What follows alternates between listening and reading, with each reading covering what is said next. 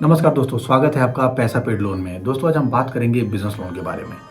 Business करने के लिए हर किसी को फंड चाहिए, पैसा चाहिए। अगर सही टाइम पे किसी भी बिजनेस में पैसे इन्वेस्ट किए जाएं तो उस पैसे का 10 गुना रिटर्न भी मिल सकता है। फिर चाहे वो किसी भी तरह का बिजनेस हो, फंड या पैसा सबको चाहिए होता है। और आपकी जानकारी के लिए बता दूं दोस्तों, जितने भी बड़े बड़े बिजनेसमैन होते हैं इन सब का बिजनेस मैक्सिमम बैंक के लोन पे ही टिका होता है। ये बैंक से लोन लेते हैं, उसको बिजनेस में इन्वेस्ट करते हैं और उससे लाखों करोड़ों रुपए की आमदनी करते हैं। लेकिन वहीं अगर कोई छोटा बिजनेसमैन है, उसको लोन लेने में बहुत ही दिक्कतों का सामना करना पड़ता है। मैं इस वीडियो में आपको कंप्लीट जानकारी देने वाला हूं बिजनेस लोन के बारे में कि कैसे एक छोटा व्यापारी, एक छोटा बिजनेसमैन आसानी से बिजनेस लोन ले सकता है। फिर चाहे वो गवर्नमेंट बैंक हो या फिर प्राइवेट बैंक या फिर non banking finance companies. Video में एंड तक बने रहिए दोस्तों, क्योंकि इसमें हर एक स्टेप बहुत ही इंपॉर्टेंट होने वाला है। अगर आप चैनल पे नए हैं तो चैनल को सब्सक्राइब जरूर करें। देखिए दोस्तों, बिजनेस लोन का बहुत बड़ा सेगमेंट है।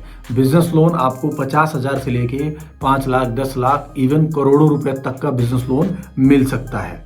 अब इसमें आपको कितना लोन मिलेगा वो इस वीडियो में जानेंगे हम। सबसे पहले दोस्तों बात करते हैं बिजनेस लोन लेने के लिए एलिजिबिलिटी क्या होनी चाहिए, योग्यता क्या होनी चाहिए।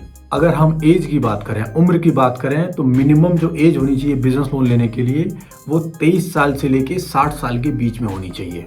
अब इसके बाद आता है दोस्तों बिजनेस रजिस्ट्रेशन प्रूफ, जैसे GST, tan number, tin number, MSME registration, labour certificate, shop establishment certificate. आपकी जानकारी के लिए बता दूं दोस्तों, ऐसे बहुत सारे बिजनेसेस होते हैं जिसमें जीएसटी की जरूरत नहीं होती है। जैसे अनाज का अगर बिजनेस है, अगर आप होलसेल करते हैं अनाज का, उसमें भी आपका जीएसटी एप्लीकेबल नहीं है।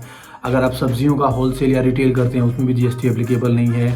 अगर आपका स्टेशनरी का बिजनेस है उसमें भी जीएसटी एप्लीकेबल नहीं है। अब दोस्तों बात करते हैं इनकम प्रूफ की। इनकम प्रूफ के लिए आपके पास आईटीआर होना जरूरी है। आईटीआर को हम इनकम टैक्स रिटर्न भी बोलते हैं। इसमें आपके बिजनेस का कंप्लीट लेखा जोखा होता है, कंप्लीट विवरण होता है।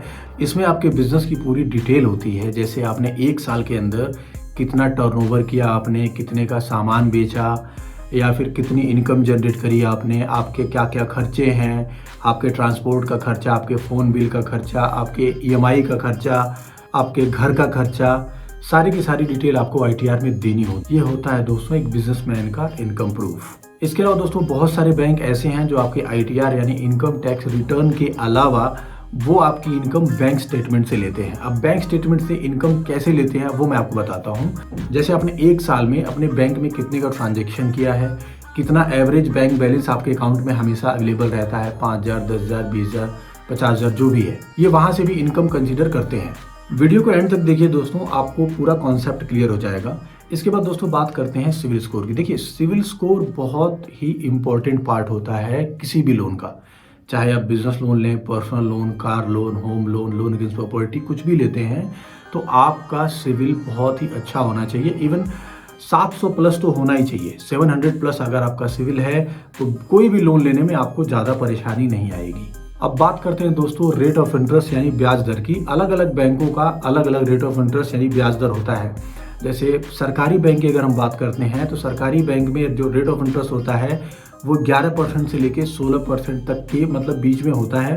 और अगर प्राइवेट बैंक की बात करते हैं तो प्राइवेट बैंक आपका 14% से लेके 18%, 21%, 22% तक का इंटरेस्ट रेट होता है। और वहीं हम एनबीएफसी यानी नॉन बैंकिंग फाइनेंस कंपनी की अगर बात करें तो उनका रेट ऑफ इंटरेस्ट 18% से लेके 28, 29, 30% तक का होता है। ध्यान दें दोस्तों, ये जो रेट ऑफ इंटरेस्ट मैं बता रहा हूँ ये रिड्यूसिंग रेट ऑफ इंटरेस्ट है। अगर आपको जानना रिड्यूसिंग और फ्लैट रेट क्या होता है तो मैंने एक वीडियो ऑलरेडी बना रखी है, प्ले लिस्ट में जाके आप सर्च करके देख सकते हैं। अब दोस्तों बात करते हैं प्रोसेसिंग फीस की। देखिए प्रोसेसिंग फीस भी सारे बैंकों का अलग अलग होता है। गवर्नमेंट बैंक का अलग होता है, प्राइवेट बैंक का अलग होता है, नॉन बैंकिंग जो फाइनेंस कंपनीज होती हैं उनका अलग होता है। तो ओवरऑल अगर मिला के देखा जाए तो 1% से लेके 4% के बीच में आपका जो प्रोसेसिंग फीस है वो बैंक चार्ज करता है आपके लोन अमाउंट में से। फॉर एग्जांपल आपका 10 लाख का लोन हुआ है और अगर 3% का आपका प्रोसेसिंग फीस लगा है तो 30,000 रुपए प्लस जीएसटी उस पर बैंक चार्ज करके आपके लोन से डिडक्ट कर लेता है।